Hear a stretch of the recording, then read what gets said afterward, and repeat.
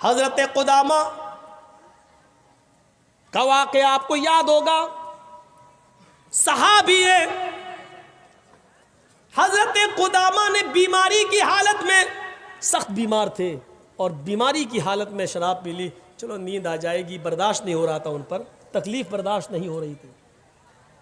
اور سنیے، یہ واقعہ جھنجھوڑ دے گا شراب پینے والوں کو اگر ان کے اندر کچھ غیرت ہوگی تو۔ حضرت قدامہ نے،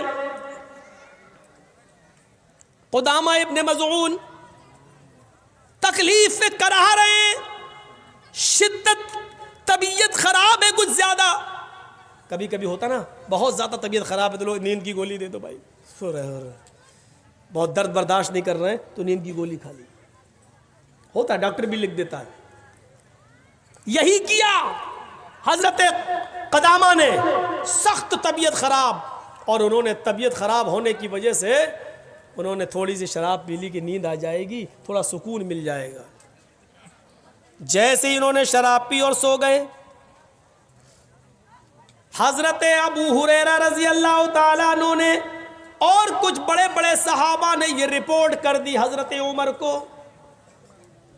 امیر المومنین سخت بیماری کی وجہ سے، تکلیف برداشت نہ کرنے کی وجہ سے حضرت قدامہ نے شراب پی لی۔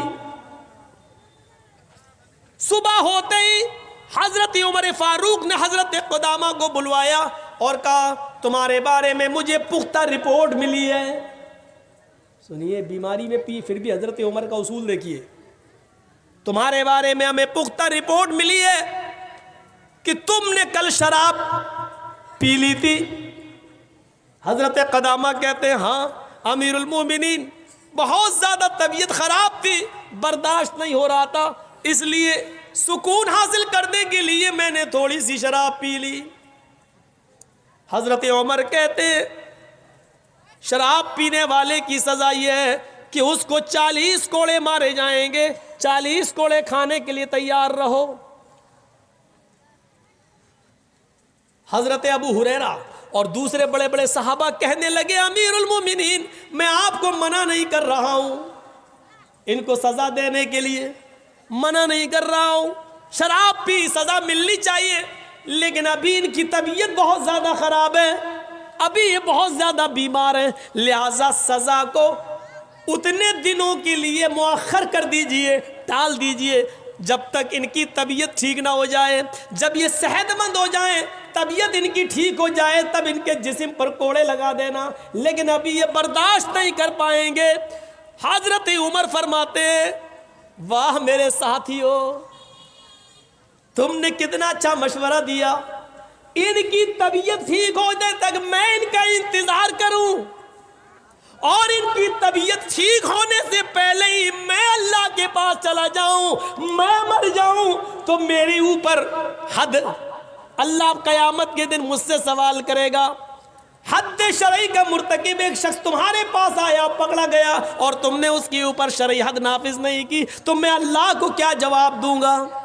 نہیں، میں ان کو ابھی اور اسی وقت سزا دوں گا، ان کی بیماری میں ہی میں سزا دوں گا، میں سزا کو ٹال نہیں سکتا۔ پھر حضرت عمر فاروق نے ایک آدمی بلایا اور کہا کہ ان کو کوڑے لگاؤ، ایک مضبوط کوڑا منگایا گیا، اور بیماری کی حالت میں حضرت قدامہ ابن مظعون کو، ان کی بیماری کی حالت میں ان کو کوڑے مارے گئے، 40 کوڑے۔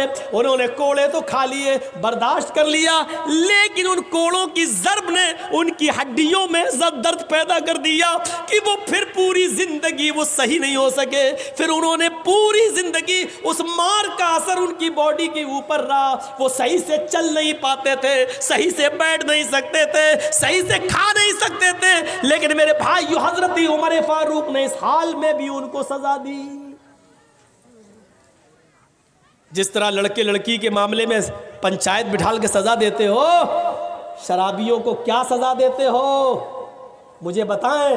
معاشرے کے لوگ اور ذمہ دار اور سرپنچ اور سردار کیا سزا دیتے ہو شراب پینے والوں کو؟ حضرت عمر فاروق نے سزا دی، بیماری کے حال میں سزا دی، اور اس نوجوان نسل کو سوچنا چاہیے کہ جب بیماری کی حالت میں شراب تھوڑی سی پی لی جبکہ ہم لوگ بھی درد کی دوائیں لے لیتے ہیں، نشے کی نیند کی گولیاں کھا لیتے ہیں. ہمیں اور آپ کو سوچنا چاہیے، اگر حضرت قدامہ نے بیماری کی وجہ سے سکون پانے کے لیے تھوڑی سی شراب پی لی، شوق نہیں تھی، عادت نہیں تھی، لیکن حرام ہونے کے بعد پی تھی، تو حضرت عمر نے بیماری کی حالت میں کوڑے لگائے. اب ہم اندازہ لگا سکتے ہیں، اس کے باوجود کوڑے، ہم تو صحیح حالت میں پی رہے ہیں.